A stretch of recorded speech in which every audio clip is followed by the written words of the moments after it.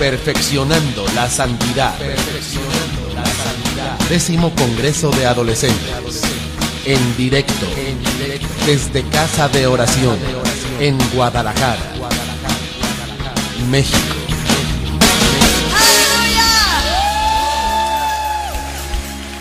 Quiero invitar en este momento a Rocío a pasar con nosotros. Ella tiene la 5ª conferencia del Congreso Perfeccionando la Santidad. Y voy a pedirte que, como en todas las demás enseñanzas, estés súper atento y aprovechando al máximo, tomando apuntes de la palabra. Gracias, Rocío. ¿Cómo están? Bien, qué bueno, gracias a Dios. Él es bueno, como dice su palabra, en gran manera.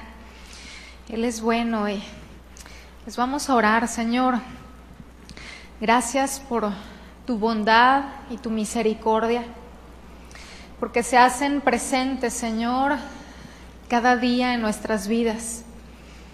Gracias porque las misericordias de ayer quedaron, Señor, en el ayer, y el día de hoy las renuevas como cada mañana, y estamos agradecidos por eso. Agradecidos, Señor, por tu palabra, por la instrucción que traes a nuestras vidas como nuestro Padre bueno. Nos instruyes, nos enseñas, nos guías, Señor, y queremos decirte que disponemos nuestro corazón para todo aquello que tú quieras hablarnos, que tú nos enseñes, Señor, en el nombre de Jesús. Amén.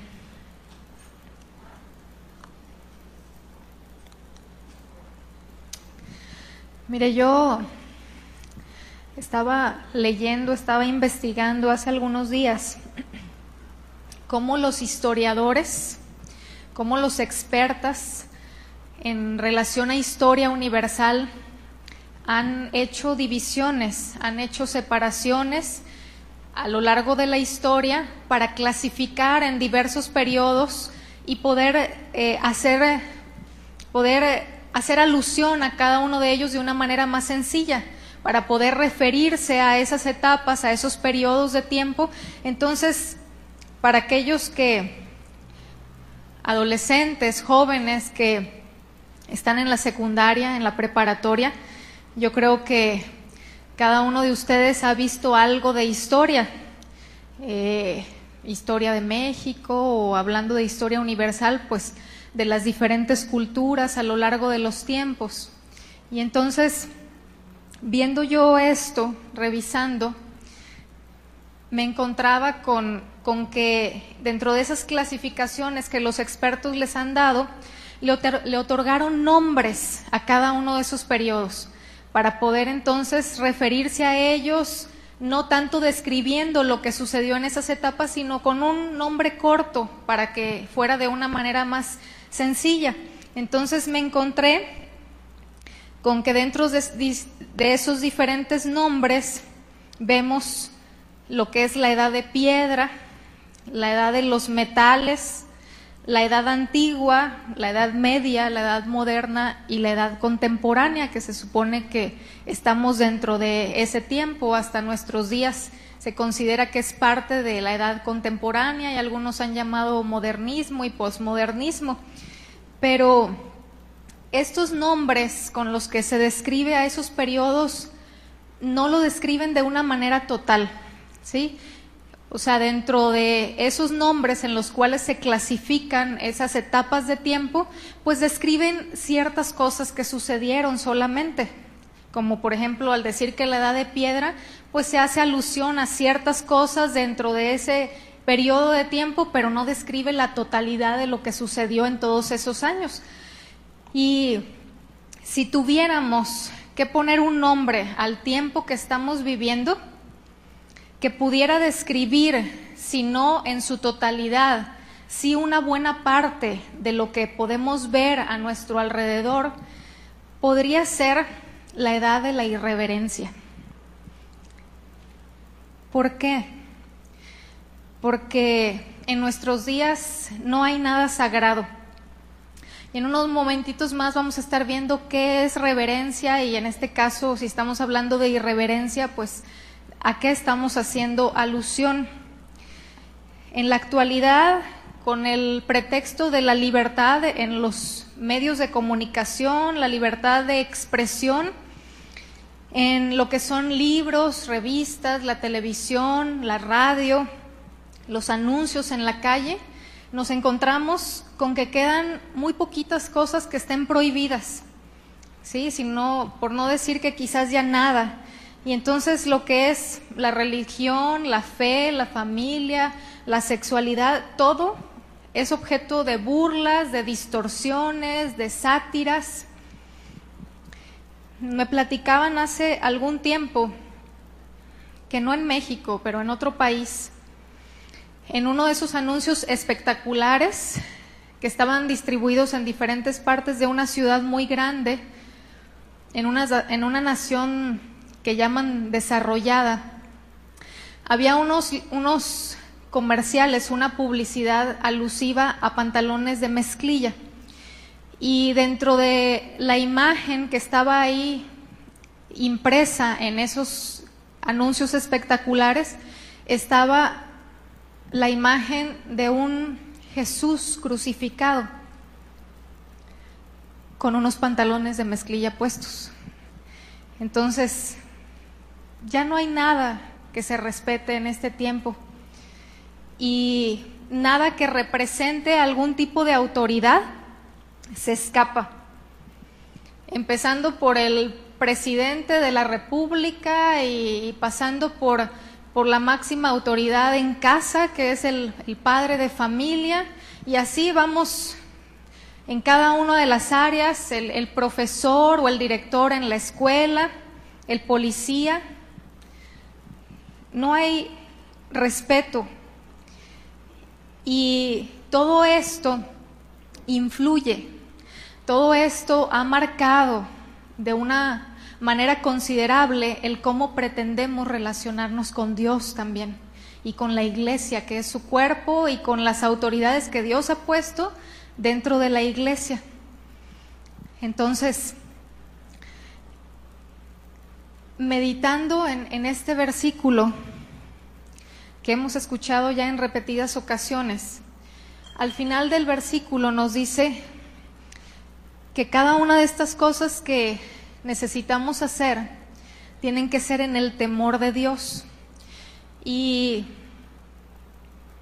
nos habla de un perfeccionamiento de la santidad, como veíamos el día de ayer, que tiene que ver con concluir, con llevar a cabo, con llevar a término. Pero la palabra de Dios nos enseña, nos exhorta repetidamente, tanto en el Antiguo como en el Nuevo Testamento, a andar en el temor de Dios. Y esto es un tema que ya no se toca en la mayoría de las congregaciones.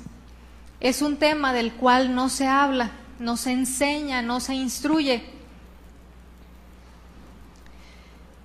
El concepto del temor de Dios para algunas personas, yo creo que en buena medida por eso lo han eliminado de la instrucción en las iglesias, es porque les suena como contradictorio, ¿sí? Si hablamos de un Dios amoroso, de un Dios lleno de misericordia, que mostró ese amor de tal manera que entregó a su Hijo, pues como que la idea de un temor de Dios se contrapone a veces con ese concepto de un Dios de amor y de misericordia, ¿sí? Pero la palabra de Dios nos enseña que dentro del carácter de Dios no solamente encontramos amor y misericordia, aunque ciertamente forman parte de, no es lo único, su amor y su bondad. También encontramos que Dios es un Dios santo que odia, que aborrece el pecado. Entonces, muchachos, necesitamos tener un concepto equilibrado de quién es Dios. ¿Por qué? Porque de otra manera vamos a hacer a un Dios a nuestra medida. Si nosotros tenemos conceptos acerca de quién es Dios que están distorsionados del Dios de la Biblia, entonces ese no es el Dios verdadero. Y estamos cayendo en una idolatría, estamos cayendo en adorar o en servir a un Dios que no es el Dios real. Entonces necesitamos tener un balance en nuestras vidas y conocerlo de una manera completa para no ver, como en el caso de la moneda, solamente una cara de ella y con eso pensar que conocemos la totalidad de. Entonces, es importantísimo, es vital que tengamos un concepto real de Dios para que podamos relacionarnos con Él. Entonces, un concepto equivocado de Dios puede ser peligroso. En primer lugar, como mencionamos, porque caemos en idolatría. En segundo lugar, porque ¿a dónde nos conduce eso? No nos llevará a Dios, no nos llevará a nada bueno. Entonces, yo quiero que medites tantito. Te voy a lanzar una pregunta. Y quiero que en tu mente vayas buscando una definición para ti. ¿Qué es el temor de Dios? Quiero que pienses tantito, porque son palabras que podemos escuchar con frecuencia y en estos días pues las hemos oído y las vamos a seguir oyendo, pero no necesariamente podemos tener una definición adecuada de qué es, de qué se trata. A veces hay palabras que nosotros escuchamos con frecuencia y podemos pensar que significan algo en particular y a la hora que vas al diccionario te das cuenta de que no era para nada la idea que tenías en mente. Entonces, ¿qué crees tú que es el temor de Dios? Yo me puse a buscar en algunos diccionarios y uno de ellos, uno de los lugares en donde busqué fue en Wikipedia, en internet, y entonces la definición que da ahí de temor de Dios es la siguiente. Dice, consiste en una actitud de profunda reverencia. Ahora, ¿qué es reverencia? Porque luego es otra palabra que oímos, pero no sabemos su significado. Reverencia tiene que ver con estima, admiración y respeto. Entonces, una actitud de profunda reverencia hacia aquel que nos formó y es un temor sano de desagradarle, por el aprecio que se tiene a su bondad y a su amor, y debido también al reconocimiento de que es el juez supremo y el todopoderoso, aquel que puede castigar o destruir a los que le desobedecen. Entonces, si ustedes se fijan, hay tres cosas. Dice que es una actitud de profunda reverencia. Número 2, un temor sano de desagradarle. Y número 3, un reconocimiento de quién es Él, de su grandeza, de su poder, pero también de su justicia. Y en un diccionario bíblico encontré la siguiente definición. Temor de Dios es reverencia y reconocimiento de la majestad, poder y santidad de Dios. Por lo tanto, resumiendo, o dicho en otras palabras, el temor de Dios es una actitud que nos lleva a admirar su grandeza, a reconocer quién es Él y admirarle por ello, y también nos lleva a darle la reverencia, el respeto y el honor que Él se merece. Y que de manera automática, si hay cada uno de estos ingredientes, afectará nuestra manera de vivir. ¿Sí? No podemos decir que admiramos la grandeza de Dios, no podemos decir que le reverenciamos, ¿sí? Que le estimamos, que lo respetamos y le honramos sin que afecte nuestra conducta. Es algo que va ligado, va unida una cosa con la otra. Entonces, en la medida que afecta el temor de Dios la manera en la que vivimos, por el temor de ofenderlo, eso nos aparta del mal y nos lleva al bien, nos lleva a lo que es bueno para Dios. Entonces, es entender lo mucho que Dios aborrece el pecado y aún temer su juicio sobre este. O sea, temer el juicio de Dios sobre el pecado. Y déjenme decirles algo, ese temor del juicio de Dios debe ser aún en sus hijos. A veces pensamos que el temor al justo juicio de Dios debe de estar presente solamente en aquellos que lo rechazan, en aquellos que no lo conocen, en aquellos que no han rendido su vida a Él y que por lo tanto no han sido adoptados como hijos. Pero no es lo que la Escritura nos enseña. Entonces, ese temor debe de estar presente aún en nosotros, aún en aquellos que somos sus hijos.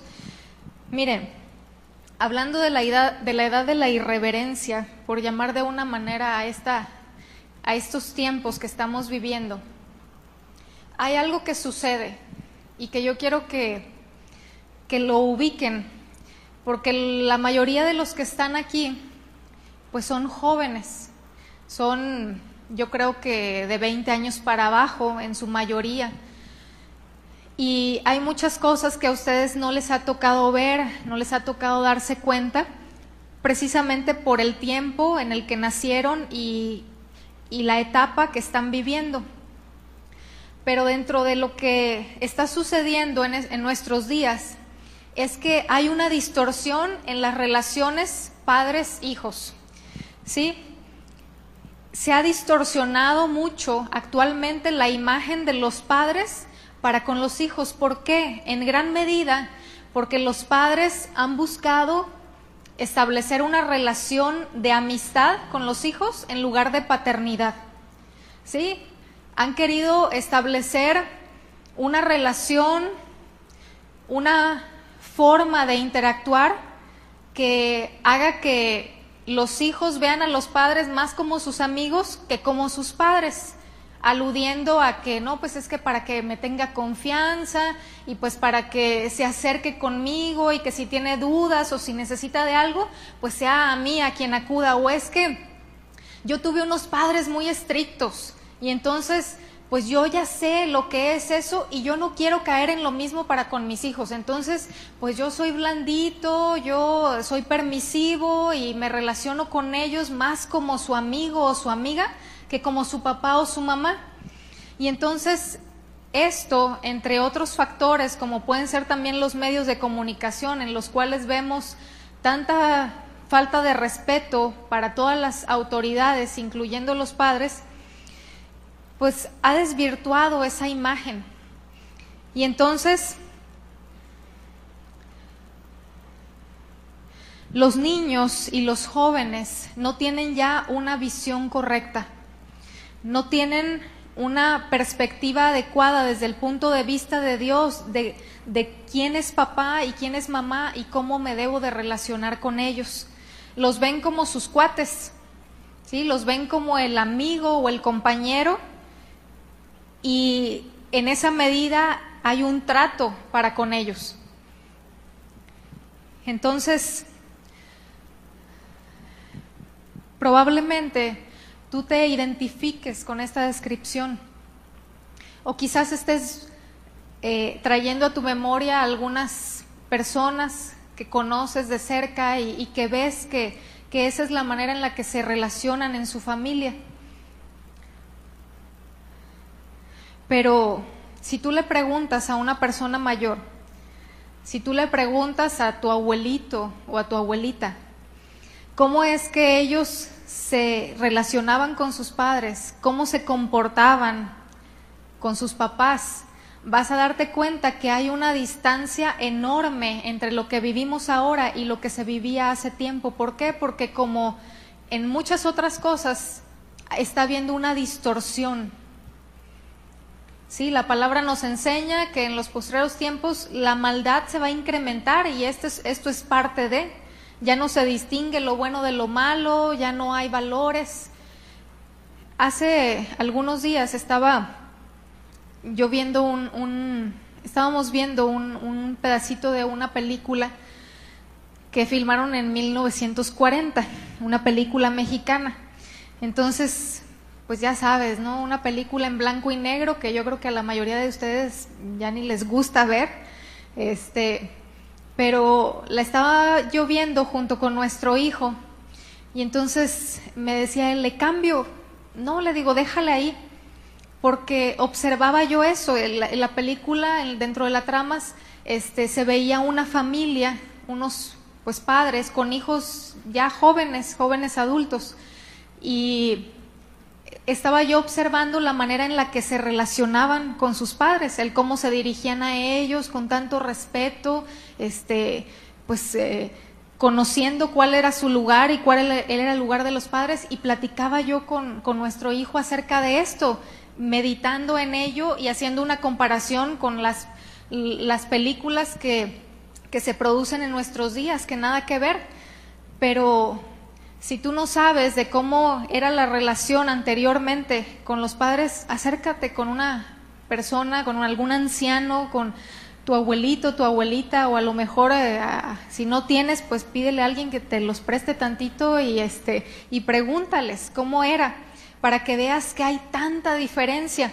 Entonces, quiero que abras tu Biblia, por favor, en Hebreos, capítulo 12.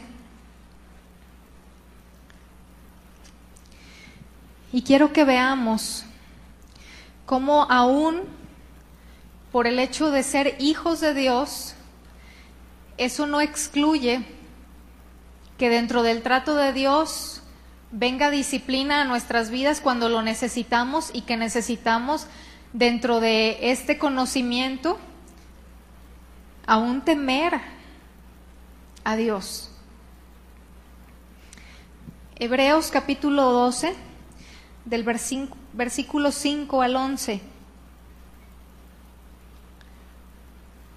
Dice, y habéis ya olvidado la exhortación que como a hijos se os dirige, diciendo, Hijo mío, no menosprecies la disciplina del Señor, ni desmayes cuando eres reprendido por Él, porque el Señor al que ama disciplina y azota a todo el que recibe por hijo. Si soportáis la disciplina, Dios os trata como a hijos, porque ¿qué hijo es aquel a quien el Padre no disciplina? Pero si se os deja sin disciplina, de la cual todos han sido participantes, entonces sois bastardos y no hijos. Por otra parte, tuvimos a nuestros padres terrenales que nos disciplinaban y los venerábamos. ¿Por qué no obedeceremos mucho mejor al Padre de los espíritus y viviremos? Y aquellos, hablando de los padres, ciertamente por pocos días nos disciplinaban como a ellos les parecía, pero para lo que nos es provechoso, para que participemos de su santidad. Aquí está otra vez. Dice, es verdad que ninguna disciplina al presente parece ser causa de gozo, sino de tristeza, pero después da fruto apacible de justicia a los que en ella han sido ejercitados. Entonces, el temor de Dios es para sus hijos.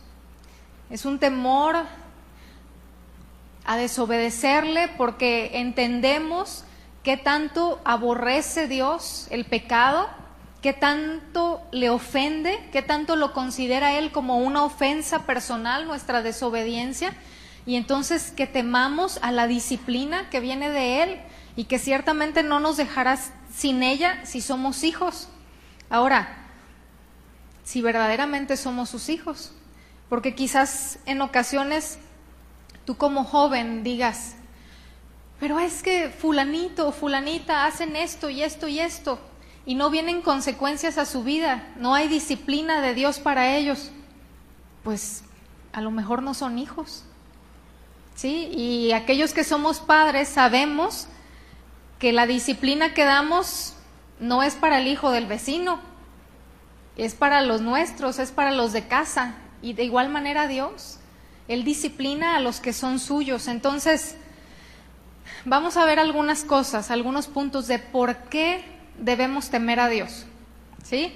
Para aquellos que están anotando,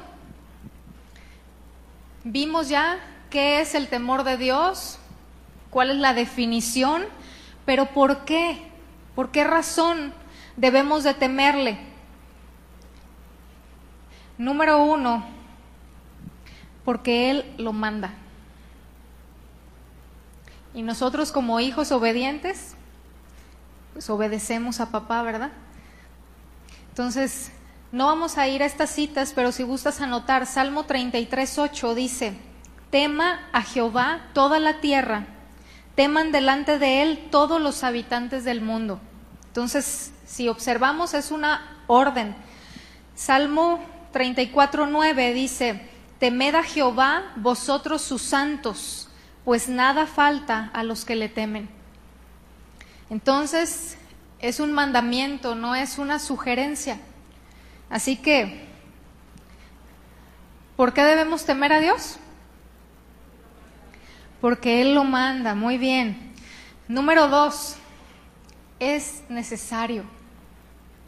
Para poder relacionarnos con Él, el temor de Dios es necesario. Dios ha establecido requisitos para todo aquel que desea acercarse y tener una relación con Él. El primero de ellos es ser sus hijos, lo cual implica haber sido perdonados, haber sido lavados con la sangre de Cristo, haber sido santificados, entre varias otras cosas. Pero hay algo bien importante. Te voy a pedir que vayas a Jeremías, capítulo 32.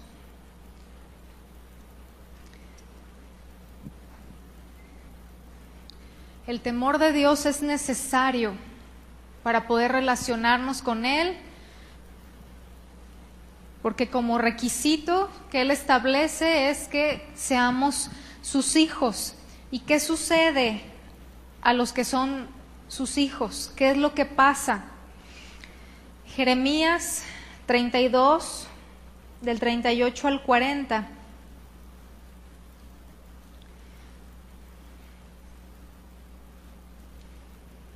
Dice: y me serán por pueblo, y yo seré a ellos por Dios, y les daré un corazón y un camino para que me teman perpetuamente, para que tengan bien ellos y sus hijos después de ellos, y haré con ellos pacto eterno, que no me volveré atrás de hacerles bien, y pondré mi temor en el corazón de ellos para que no se aparten de mí.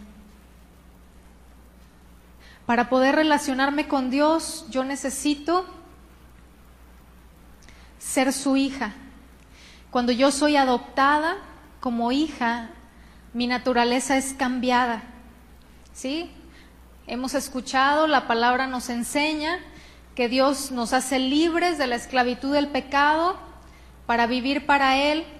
Y cuando Él lleva a cabo esta transformación, dice la palabra que nos hace nuevas criaturas, pone en nosotros una naturaleza distinta, ya no una naturaleza que aborrece a Dios, que aborrece la santidad, que aborrece la pureza, sino una naturaleza que busca, que tiene esos deseos, esas inclinaciones, esos afectos.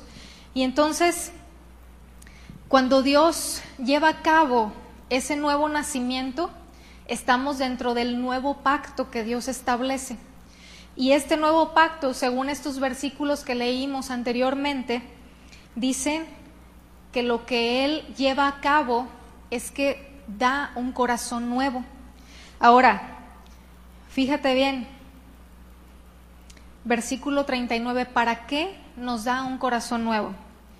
Quiero que observes ahí en tu Biblia, y dice: les daré un corazón y un camino para que me teman unos cuantos días. Cuando recién se convierten, cuando luego algunas personas dicen que se anda en el primer amor, que de hecho es algo que nunca debemos dejar. ¿Qué dice ahí? Dice que de vez en cuando, que al principio, dice que me teman perpetuamente y haré con ellos pacto eterno.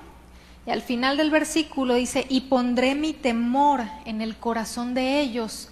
¿Y cuál es el propósito de eso? Para que no se aparten de mí. Entonces, si yo soy hijo o hija de Dios, Dios ha puesto en mí un corazón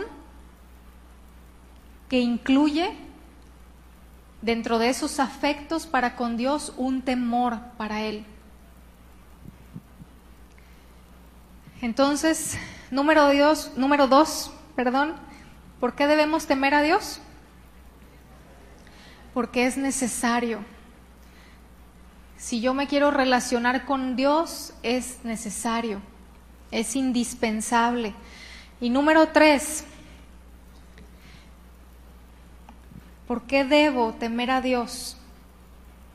Porque entiendo quién es Él. ¿Sí? Porque hay un entendimiento de a quién me estoy acercando. Dice en Deuteronomio 10:17, porque Jehová vuestro Dios es Dios de dioses y Señor de señores, Dios grande, poderoso y temible. O sea, no es cualquier persona, no es cualquier Dios. Dios es Dios de dioses y Señor de señores. Él es grande, poderoso y temible. Y yo quiero que pienses un momentito. Si tú fueras a tener una entrevista con alguna persona muy reconocida, a nivel mundial o a nivel nacional, una persona a la que tú admiras, y tú sabes que vas a entrevistarte con él o con ella, que vas a estar un rato, que vas a pasar un rato en presencia de esta persona, ¿cómo te prepararías? Tú sabes que la cita es tal día a tales horas. ¿Cómo te prepararías? ¿Llegarías tarde? ¿Sí? Yo creo que no, ¿verdad? O sea, si me dijeron que a las 10 de la mañana llego media hora, una hora o a lo mejor más antes. Ahora, además de cuidar, de ser puntual, yo creo que cada uno de nosotros cuidaríamos nuestra presentación, ¿verdad? No llegaríamos así como nos levantamos y todos greñudos y sin bañar y en pijama, o alguien de ustedes sí lo haría, porque con eso de que ya tenemos las cosas luego medias distorsionadas, ¿verdad? A veces no ubicamos que todo tiene su tiempo y cada cosa en su lugar, pero yo creo que cuidaríamos nuestro arreglo personal, cuidaríamos la ropa que nos fuéramos a poner. Si sabemos con anticipación, a lo mejor hasta pensamos, ay, es que no tengo nada para la ocasión y pido prestado o me compro algo, ¿verdad? Con tal de estar listo para estar en la presencia de esa persona. Ahora, ¿cómo te dirigirías a ella? Pues yo creo que lo haríamos con respeto, con educación, porque entiendes lo que esa persona representa. Pues en mayor medida debe de ser para con Dios. Y aquí yo quiero que lo apliquemos un poquito. Cuando sabes que vas a venir a una reunión en la cual te vas a encontrar con Dios, en tu congregación, ¿cómo vienes? ¿Cómo te presentas? ¿Estás teniendo un entendimiento de quién es Dios, de delante de quién te vas a presentar? ¿Y cuidas de llegar a tiempo o llegas ya que empezó, ¿no? Ya que se terminó la alabanza, ya nada más para la predicación, para decir que cumplí con ir? ¿Llegas todo desarreglado?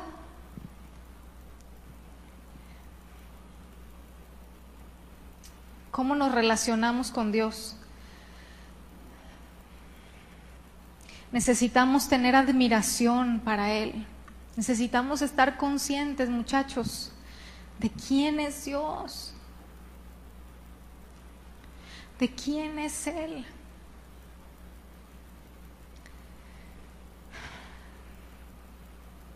Abre tu Biblia, por favor, en Salmos 89, versículo 5.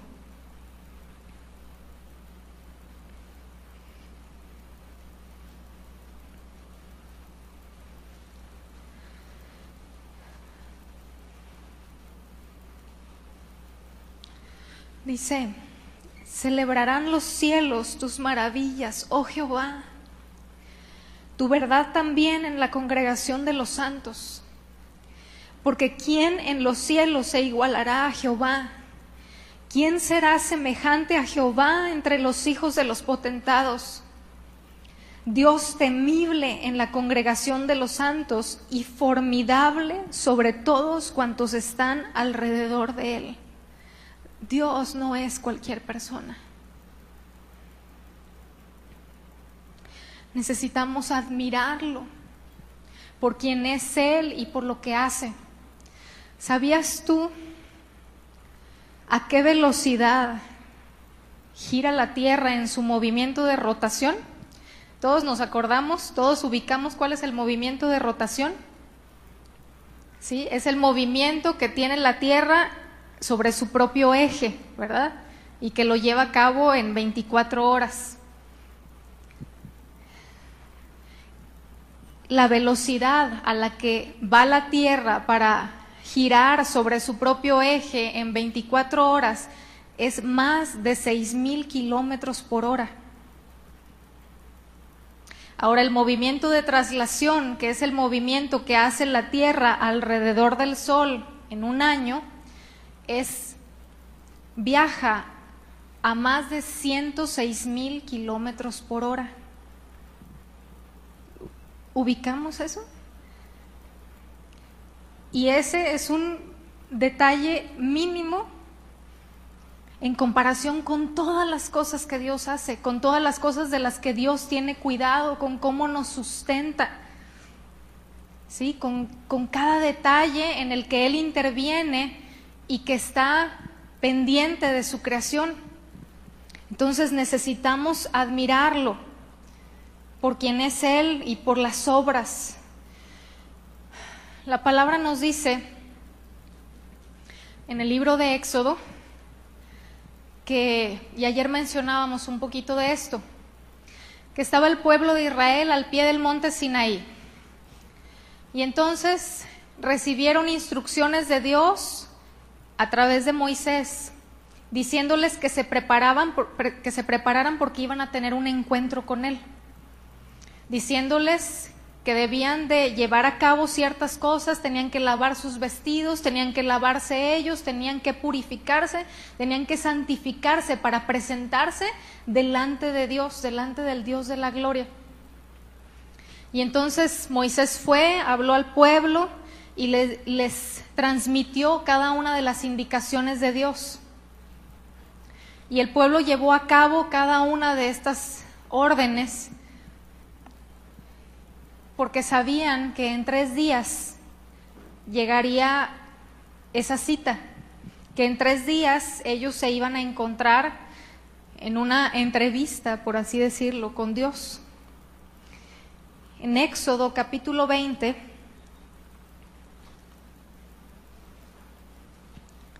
nos narra esto, nos narra cómo Dios quería causar una impresión imborrable en el pueblo.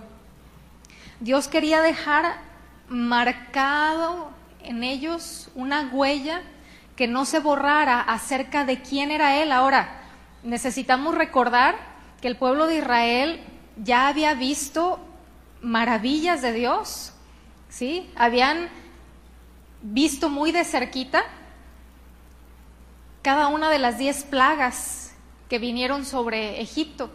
Habían visto el mar abrirse, habían visto cosas portentosas de parte de Dios como ninguna otra generación.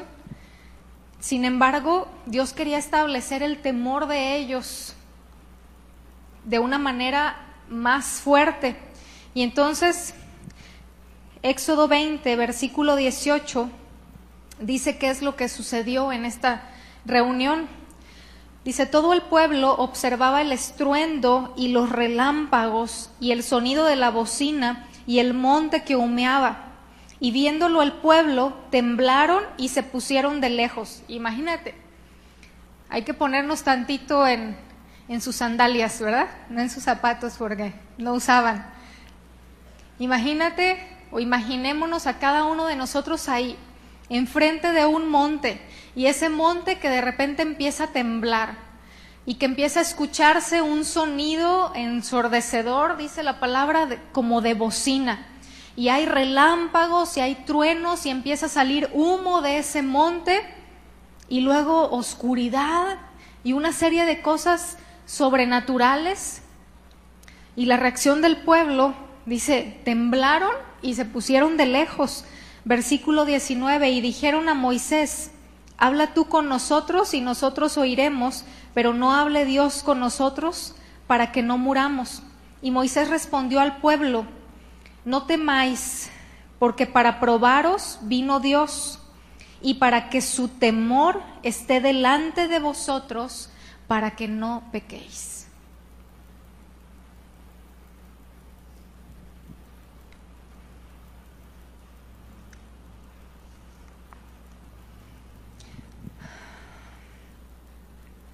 La impresión que Dios quiere causar en cada uno de nosotros es para que no pequemos, que su temor esté en nosotros para que no pequemos, para que vivamos en santidad. Ahora, nuestra idea y nuestro concepto de Dios va a determinar cómo nos relacionamos con Él. Y como consecuencia va a afectar el cómo nos conducimos también. Hace muchos años, bueno, no tantos, ya me eché de cabeza, es que les iba a decir que cuando yo era niña, entonces, no hace tanto, cuando yo era niña, había un familiar que yo no conocía personalmente, y entonces mi mamá había tenido ciertas experiencias con este familiar, y en base a la relación que ella había tenido con él, me hablaba acerca de él, y pues no eran muy buenas referencias. Entonces yo me formé una idea de este familiar en base a lo que había escuchado acerca de él. Y años después, cuando yo lo conocí personalmente, me di cuenta que lo que mi mamá me había descrito no tenía que ver con la experiencia personal que yo había tenido con este familiar. Y entonces lo que mi mamá me había enseñado o descrito acerca de él me había llevado a tener una imagen distorsionada, ¿sí? A tener un concepto y una actitud de rechazo para con él, que a veces así nos pasa, ¿verdad? Si nos hablan muy bien de alguna persona, pues hasta queremos conocerla, pero si nos hablan mal de alguien, equivocadamente reaccionamos en contra de esa persona, ni la conocemos, ni hemos tenido ninguna experiencia personal con ella, pero ya la rechazamos, ¿no? Entonces, a veces así nos sucede. El concepto que tengamos acerca de Dios va a determinar cómo nos relacionamos con Él. Por eso es tan importante que sea el concepto bíblico de quién es Dios. Y necesitamos tener un punto de vista adecuado de quién es Dios y quién soy yo, porque también nos han enseñado de una manera equivocada en muchas ocasiones. Y necesitamos entender que Dios y yo no somos iguales. Yo pertenezco a su familia, si soy su hijo o su hija, pero Él es el Padre y yo soy el Hijo. Entonces quiero que digas conmigo fuerte, por favor: Dios y yo no somos iguales. Otra cosa: Él es el Rey, es el Señor, y yo soy su siervo o su sierva. Entonces, dilo conmigo: Él es el Rey, yo su siervo. Él está obrando en nuestras vidas. La palabra enseña que el que comenzó la buena obra en nosotros la perfeccionará o la completará. Pero aunque Él está obrando en mi vida, no somos colegas. Yo soy el barro, Él es el alfarero. Entonces, dilo conmigo: Él es el alfarero, yo simplemente el barro. Mire, muchos en la iglesia han creído equivocadamente que de alguna manera la necesidad de temer a Dios, como si hubiera tenido fecha de caducidad, con la obra final de Cristo en la cruz. Muchos han pensado en ese saber que ya no estamos bajo la ley, sino bajo la gracia, que el temor de Dios era para el Antiguo Testamento, pero ya los que estamos viviendo en el Nuevo, los que estamos viviendo bajo la gracia, ya no tenemos que tener temor de Dios. Sin embargo, hay una confusión en esto, porque aunque ciertamente por la obra de Cristo se nos dio una confianza y una seguridad para poder acercarnos al trono de la gracia y alcanzar misericordia, alcanzar oportuno socorro, eso no quiere decir que debemos de omitir el temor para el que está sentado en el trono. Entonces se nos dio libre acceso, se nos permite llegar a su presencia, pero tú no te encontrarás una sola cita bíblica, una sola escritura en donde Dios haya tenido un encuentro con alguien o que aún haya sido a través de algún ángel, donde la palabra no diga que esa persona haya temido, así como el pueblo de Israel. O sea, temían, temblaban, algunos hasta caían postrados como si estuvieran muertos.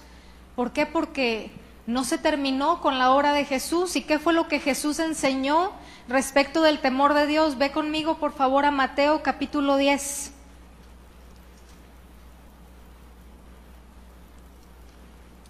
¿Qué enseñó nuestro Señor Jesucristo acerca del temor de Dios?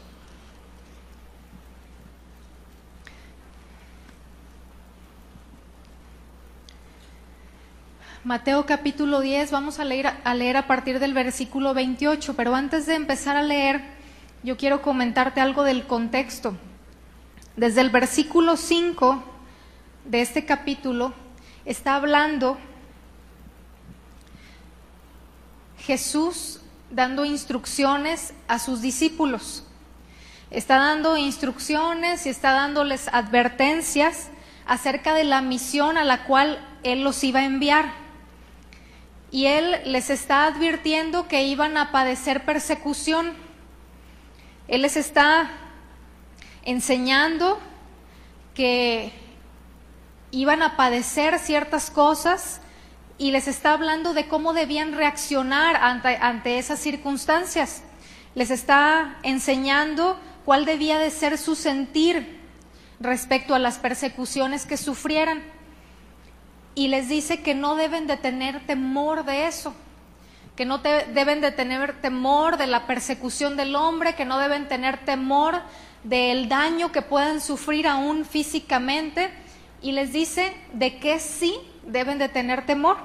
Entonces vamos a leer el versículo 28. Dice: y no temáis a los que matan el cuerpo, mas el alma no pueden matar. Temed más bien a aquel que puede destruir el alma y el cuerpo en el infierno. Ahora, Jesús estaba dirigiendo a los apóstoles, estaba hablándole a sus discípulos y les estaba diciendo algo que ellos ya sabían porque conocían del temor de Dios, pero estaba reafirmando una verdad, un principio establecido desde mucho tiempo atrás: temer a Dios. Versículo 32: a cualquiera pues que me confiese delante de los hombres, yo también le confesaré delante de mi Padre que está en los cielos. Y a cualquiera que me niegue delante de los hombres, yo también le negaré delante de mi Padre que está en los cielos. ¿De qué está hablando Jesús cuando está ahí mencionando cualquiera que me confiese? La palabra confesar quiere decir reconocer. Entonces, cualquiera que me reconozca delante de los hombres, yo también lo voy a reconocer delante de mi Padre. Pero cualquiera que me niegue delante de los hombres, yo también lo negaré. Entonces, ¿a qué estaba haciendo alusión Jesús con un confesar o un negar? No estaba hablando de un simplemente decir soy cristiano. Estaba hablando de que el temor de Dios se hiciera manifiesto a través de nuestra conducta y que con ello confesáramos delante de los hombres quién es nuestro Dios, a quién tememos y en quién hemos puesto nuestra confianza. Entonces, algunos creen equivocadamente que el Dios del Antiguo Testamento es un Dios de ira al que se debía temer y que el Dios del Nuevo Testamento es un Dios solamente de compasión al que no hay que temer, cuando la palabra nos dice muy claramente que en Dios no hay mudanza ni sombra de variación. Él es el mismo, Él no cambia. Entonces, ¿por qué nuestra actitud, nuestra reacción para con Él ha de cambiar? Jesús no invalidó la enseñanza sobre el temor de Dios, sino al contrario, la profundizó y la relacionó con el confesar o negar su nombre. Y lo mismo enseñaron los apóstoles. Sabemos que esta cita, este texto, fue escrito por el apóstol Pablo, obviamente inspirado por el Espíritu Santo, pero fue parte de su enseñanza, perfeccionar la santidad en el temor de Dios. Y es la enseñanza de los demás apóstoles también. Entonces no queda limitado al Antiguo Testamento, es algo presente, es algo que está vigente. Entonces el temor de Dios es o debe ser el fundamento que inspire la vida de santidad y de consagración a Dios. La santidad, muchachos, y también adultos, la santidad no es un llamado a unos cuantos, no es un llamado para unos pocos, es un mandato de Dios para todos los creyentes. Y yo no sé cómo te gustaría a ti ser reconocido, cómo te gustaría que se hiciera referencia a ti. En el libro de los Hechos nos habla de un hombre que era un centurión romano. Esta persona, su nombre era Cornelio. Yo creo que la mayoría de nosotros hemos leído su historia ahí en el libro de los Hechos, capítulo 10.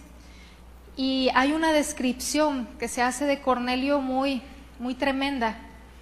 Se dice acerca de él que era alguien temeroso de Dios.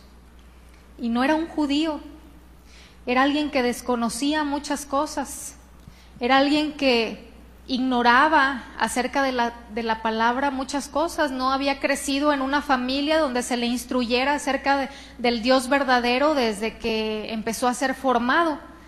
Sin embargo, había una devoción en él para Dios y dice la palabra que era temeroso de Dios. Entonces, yo creo que ese elogio es un elogio que todos deberíamos de desear. Hace algunas semanas le llamó a mi esposo una persona que él conoce, un hombre que él conoce, y este hombre es judío. Y es un judío así bien ortodoxo, ¿no? O sea, bien cumplidor de lo que es la ley. No es un judío mesiánico, o sea, él no conoce a Jesús como su Salvador. Él es un judío de esos que se basan en la ley, en lo que es el Antiguo Testamento, pero que valoran la palabra de Dios, que tienen un respeto, que tienen un temor de Dios en ellos. Y entonces le habló diciéndole que le tenía un regalito. Y bueno, ya cuando se vieron, le entregó a Raúl pues como un tubito como de este tamaño, así como de este largo, transparente, que no se puede abrir, pero en la parte de adentro tú alcanzas a ver por el plástico transparente que tiene un rollito y que ese rollo de papel tiene letras escritas. Entonces él le explicaba que esa cosita se llama Mezuzá y contiene ahí algunos versículos de Deuteronomio 6 que los judíos ponen en los postes de las puertas de su casa. Al entrar tienen ahí colocado esa cosita. Y él explicaba a Raúl cuando se lo regaló, porque es algo que no hacen comúnmente. Ustedes saben que los judíos que son celosos en guardar la ley no se relacionan con gentiles, o sea, no se relacionan con gente que no sea israelita, que no sea judío. Entonces, el hecho de que él le haya dado esta cosita, esta mezuzá, es muy significativo porque es algo que ellos no hacen. Pero cuando se la dio, la explicación que él le daba para hacerle este regalo, le dijo: te doy esto porque yo sé que tú amas la palabra. Entonces, ¿cuántos de nosotros desearíamos que se nos ubicara, que se nos elogiara como personas, como hombres, como mujeres temerosos de Dios, que le aman a Él, que aman su palabra? En el libro de Éxodo veíamos hace un momentito que Dios se manifestó al pueblo de Israel y lo hizo en medio de relámpagos, en medio de truenos, en medio del son de la bocina, de terremoto, del monte que humeaba. Y muchas veces pensamos: ay, pues es que si yo hubiera experimentado lo que el pueblo de Israel experimentó, lo que los israelitas vieron acerca de Dios, no, pues entonces otra cosa sería mi vida. Si yo hubiera conocido a Dios de la manera que ellos lo conocieron, entonces yo no hubiera actuado como ellos actuaron, tan rebeldes y tan desobedientes en muchas ocasiones. Sin embargo, nosotros hemos sido llamados a algo superior. Definitivamente no hemos experimentado en lo natural, no hemos visto los hechos, las maravillas, las obras que Dios les permitió ver a ellos con sus ojos físicos, pero hemos recibido una revelación que ellos no pudieron ver más que a lo lejos. Hemos recibido la revelación de Cristo, del ungido de Dios. Hemos sido hechos partícipes de un mejor pacto, donde el temor de Dios ha sido puesto dentro de nuestro corazón y no es algo externo solamente. Somos herederos de la salvación, hemos sido hechos nuevas criaturas en Cristo y el Espíritu Santo habita en nosotros.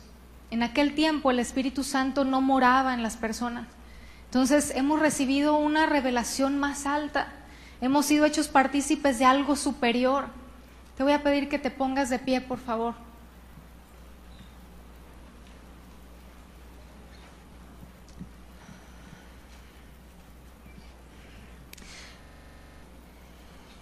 El temor de Dios nos llevará a perfeccionar la santidad.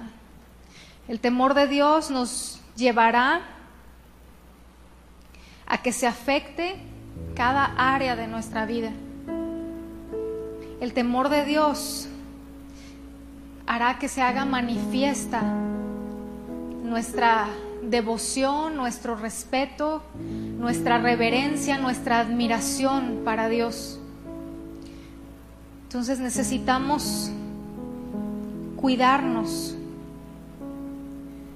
de no apapachar el pecado, de no abusar de la gracia de Dios. Necesitamos amarle y servirle con temor y con reverencia. Vamos a orar.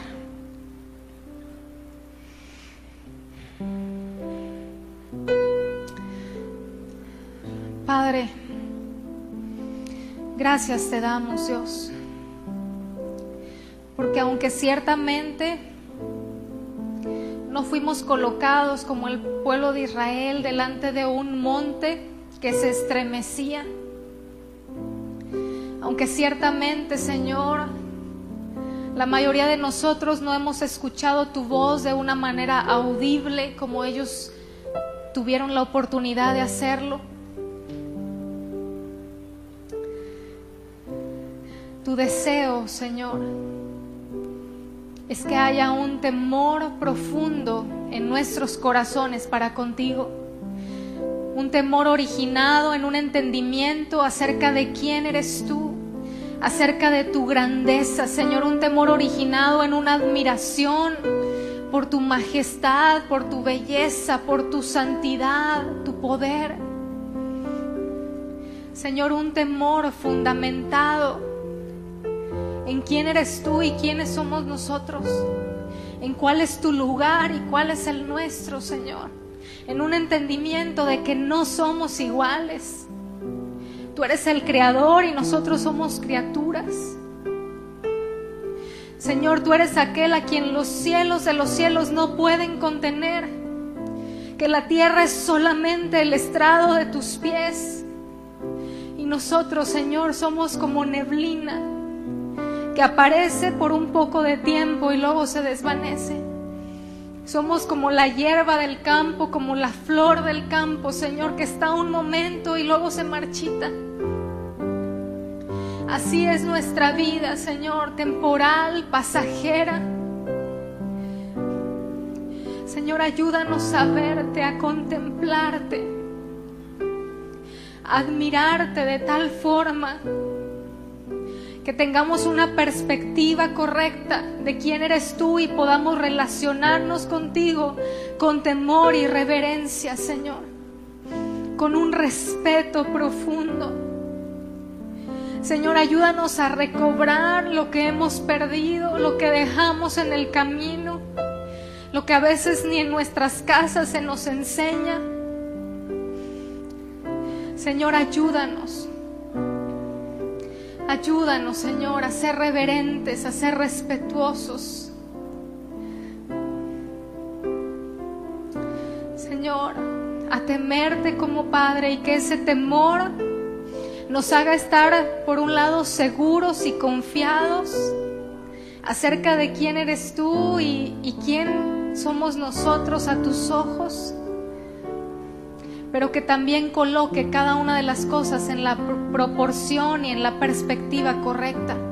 Que podamos tener, Señor, un concepto real de quién eres tú. Que no doblemos nuestra rodilla, que no nos postremos, Señor, ante ningún Dios que nosotros hayamos construido, que nosotros hayamos hecho, Señor, a nuestra medida, conforme a un concepto equivocado y real. Ayúdanos, amado. Ayúdanos, Señor. En el nombre de Jesús te suplicamos que el temor de ti sea algo tan arraigado y tan presente y tan constante en nuestras vidas, Señor, que también nos dé lo necesario para perfeccionar la santidad, Señor, para vivir en una constante devoción para ti, para vivir aborreciendo, Señor, lo que tú aborreces y amando y procurando y en una búsqueda, Señor, de lo que tú amas, de lo que tú estableces. En el nombre de Jesús te lo suplicamos. Amén.